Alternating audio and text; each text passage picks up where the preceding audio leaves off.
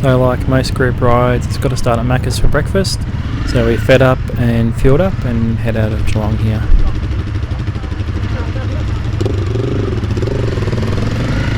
So of course all the bikes on the ride are 300s. We've got all rallies except for one 300L in the ride.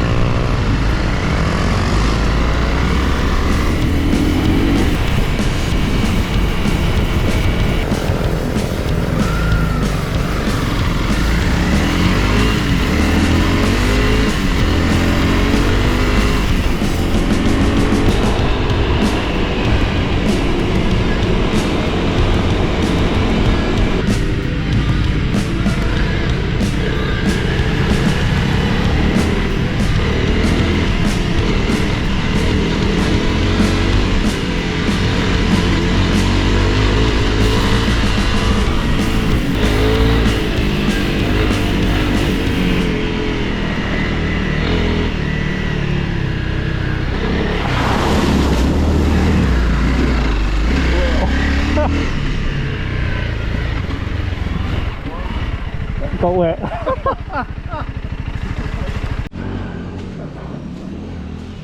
Whoa!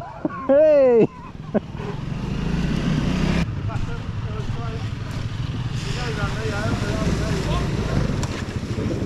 Yeah, it's deeper than you expect. You think it's a flat piece of concrete.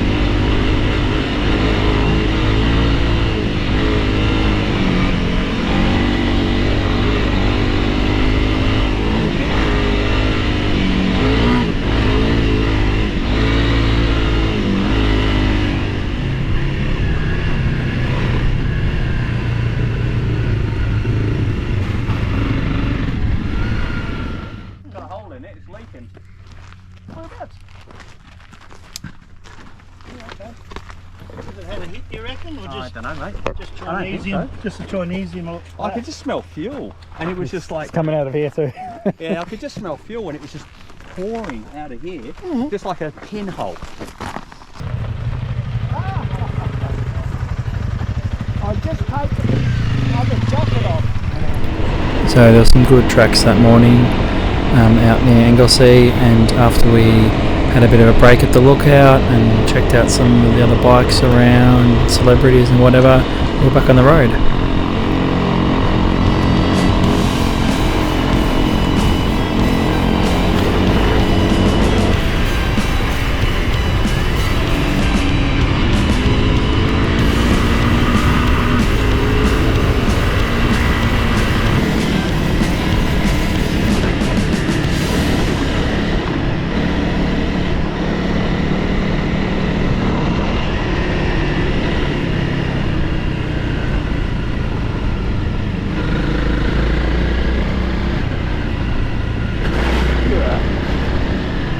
Mud. Stinky.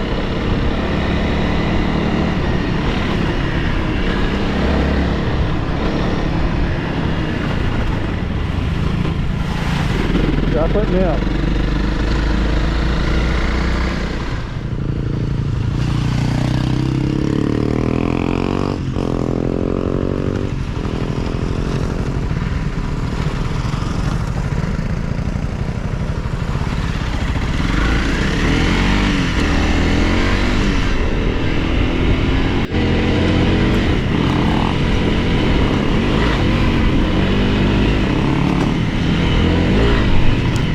this was a nice bit of track here, some kind of weaving turns and little jumps or whatever, so yeah, it's really good.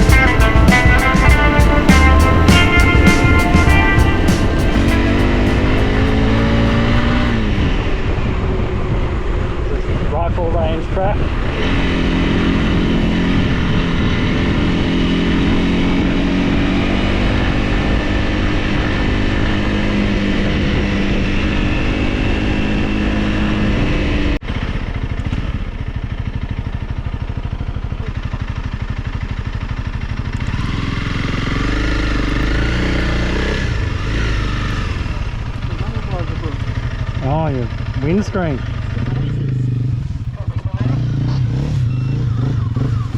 We've got a small issue, Scotty. Broken set of risers. Just bear with me. Okay, mate, we'll come on back. Oh shit. Just clear the bikes out.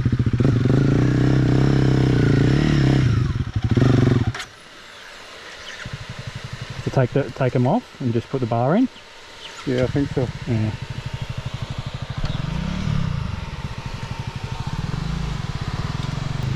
All right, you ready? Stand up. And we don't carry spare bars. Or arms. Or legs. Have you been on sand before? On sand before? Probably not as not as much as this, no. Yeah, It's no, a bit of a it's all surprise, good, mate. wasn't it? There's no steering. Yeah. With the stock tyres, it's just Yeah, stuff. it's So- weight back and lean feet for turning. And power if your front wheel starts digging in. So pretty much never try to turn handlebars in sand. It's all about the bike turning like a sled. As soon as you turn the bars, it makes up Yeah. a wave in front of the wheel. And, Yeah. It just digs in then, eh? Don't drop one of those. but it's only this track. So that was a pretty quick fix and we were back on the road, or should I say sand, in no time at all.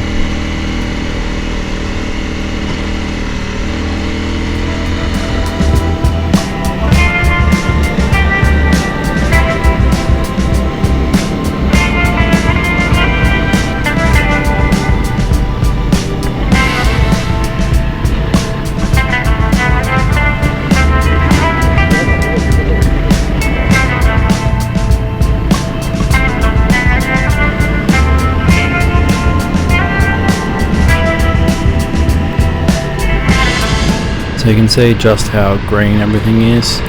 and so much standing water on the ground. It's just so much rain lately.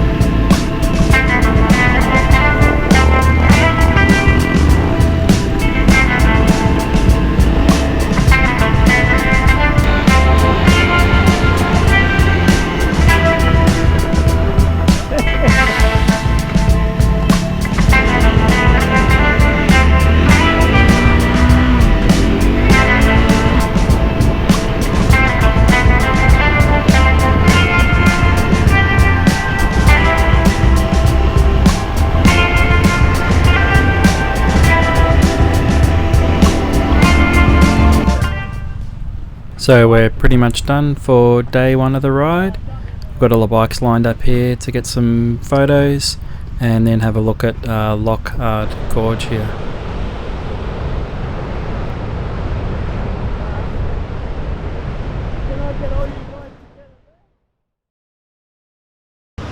So this is Port Campbell.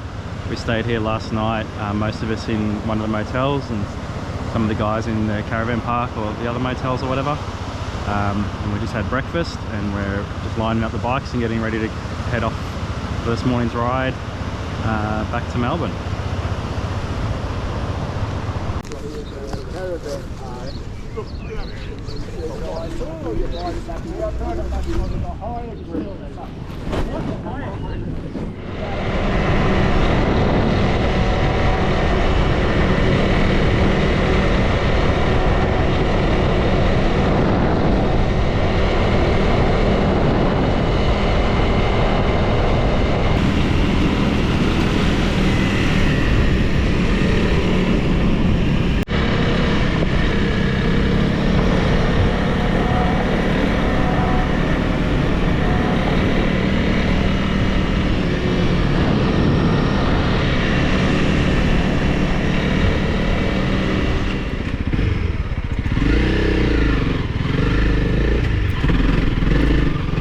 This is where the real fun begins. We're on the old coach road here and heading off through the sand. So we've got a nice sandy section to start off with, and then it gets a bit easy, but then the conditions get, you know, what ends up being quite treacherous, and you'll see what I mean in a minute.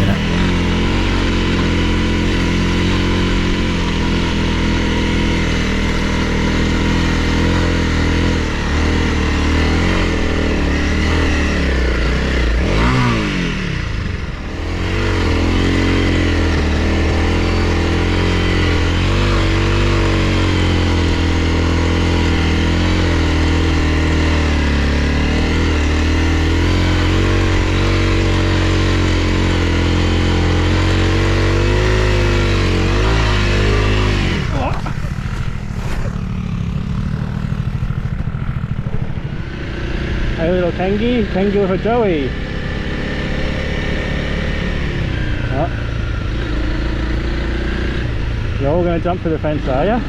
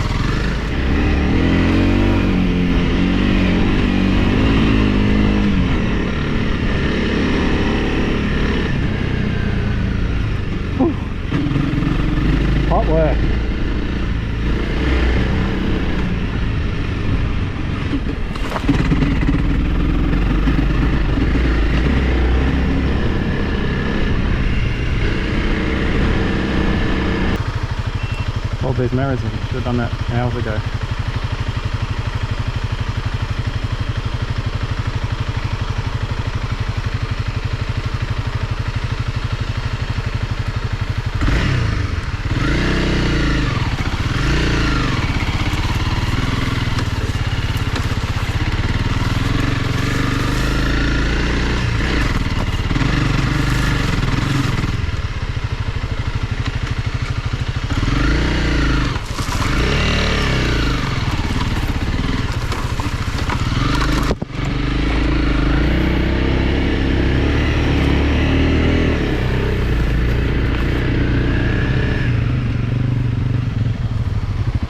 That's the way to do it.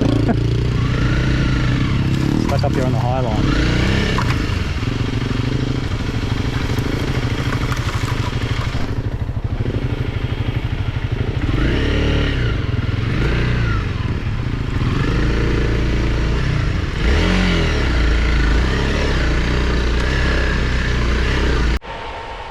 This is a caked on mud situation here. Yes, the middle is all good, yeah. In the middle. Yeah. That's it. That's it.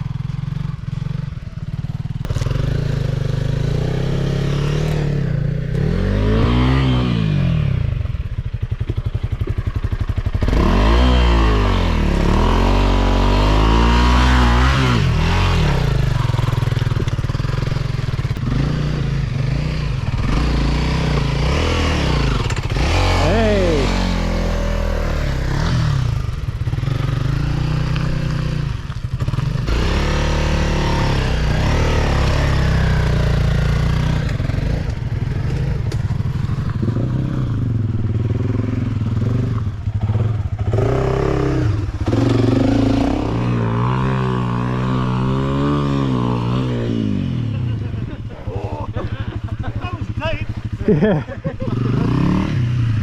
I think my ass just got wet. Yeah. The bed went down not far. Went up, decent level.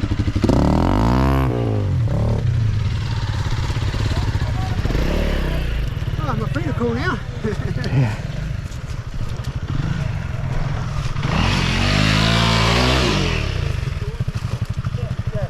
Put it far out. Fuel leaking out. Is it? Yeah. We need some help.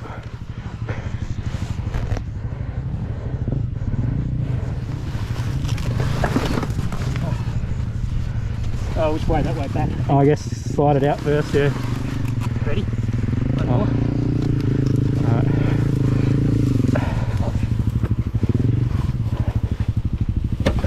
Oh, garden. Alright. Lift it up. Gotta remember my bag. Oh, too tight. Fuck. Yeah.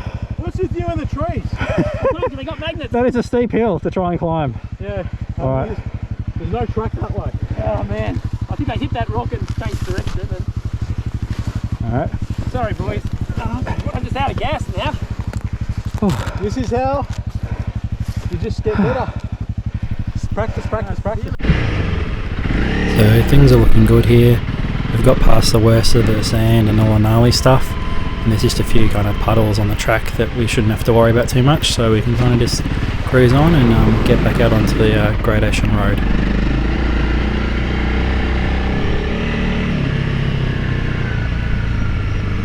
And how wrong I was about that, because then this happened.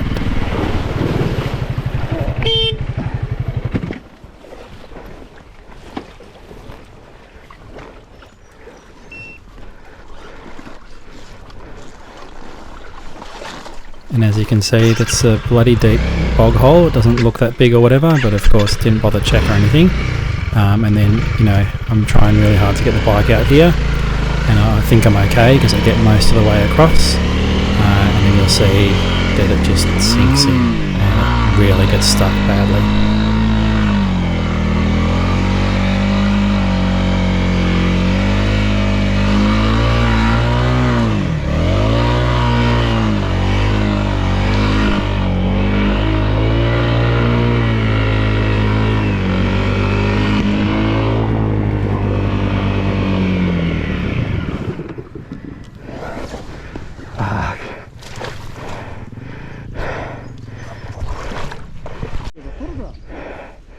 Fuck.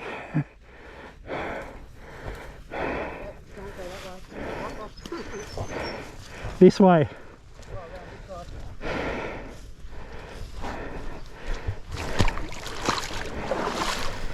And what's crazy here is I'm standing kind of in the middle of the track in just a couple of centimetres of water, yet the bike itself is down to the seat. So it was really a bit of a weird bog hole where it's just one big rut full of silt and sand and stuff that kind of swallowed the bike.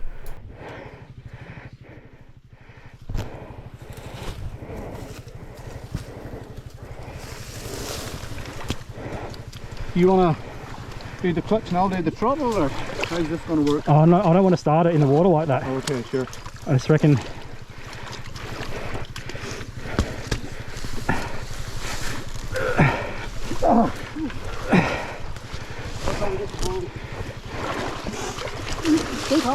Yeah.